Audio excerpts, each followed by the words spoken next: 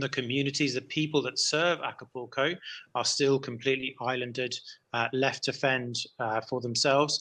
We're now at a point where residents have barricaded streets and communities and are protecting themselves with clubs, truncheons, and machetes from looters and from crime. Well, let's talk first then about Hurricane Otis, because I did look with increasing kind of sense of awe and shock at the maps of it sort of spiraling across the Pacific as it headed towards Acapulco. Remind us what happened and how things are now.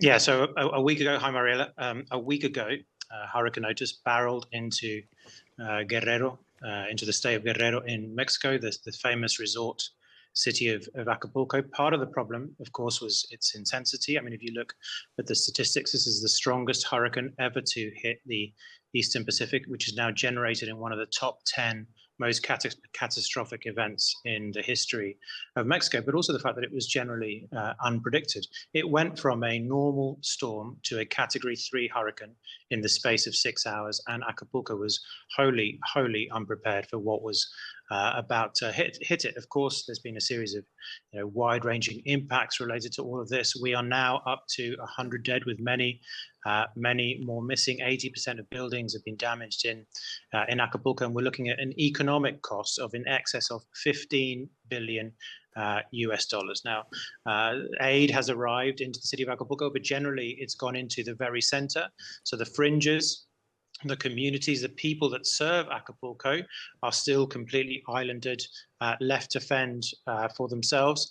We're now at a point where residents have barricaded streets and communities and are protecting themselves with clubs, truncheons, and machetes from looters and from crime. It's also generated a political row. Andrés Manuel López Obrador, commonly known as AMLO, the current president, self-declared man of the people, is saying there's nothing to see here. Nothing has happened here. He says it's a politically generated storm, and that position is going to take a political toll at the elections next year, no doubt. Maybe just statewide in Guerrero, but perhaps the contagion will spread further. And then I think the third area, which I think is interesting, is scientists. Scientists are aghast at how badly modeling got this storm, and there is a lot of questioning and navel gazing about how they can make sure that this doesn't happen again. But is it the modeling? Is that what scientists are talking about, or is it a freak weather event of which we are all becoming slightly more familiar?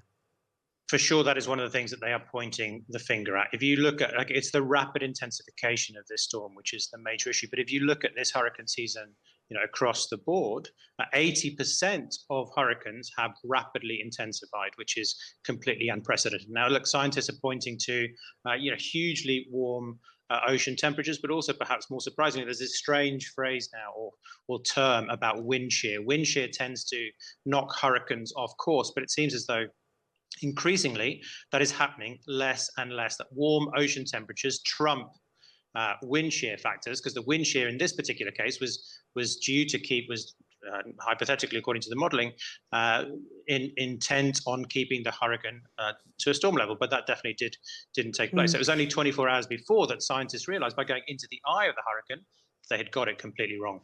And Jon, just finally on this story for the moment, Acapulco, obviously a very popular tourist resort, and yet what you're describing is anarchy on the streets. So that's going to have a major impact economically. I mean, almost every house has been damaged, so that's got a major impact economically. But looking toward the future, that suggests big problems going forward as well. For sure, and Acapulco actually has suffered now for a couple of generations, partly because the heyday of Acapulco was in the 50s, 60s, and 70s, and has taken a downturn as other resorts, the Mayan Riviera, Puerto Vallarta, Los Cabos, and the like have sort of stepped up in importance, but also organized crime has really stepped in. Gangs stepped in again about a generation ago, which generated a lot of issues. In Acapulco at the moment, what we've got is what people see, which is in the center, and what people don't see, which is on the fringes. And what people generally are seeing, where media generally go, the stories that are coming out, on the whole, the mainstream stories are about a city which is recovering from a devastating Category 5 storm. But that is very much not what is happening in 80% of the city. And of course, it's not just a current impact that we are experiencing, but as with all of these things, the impact is going to be felt for days, weeks, and months to come.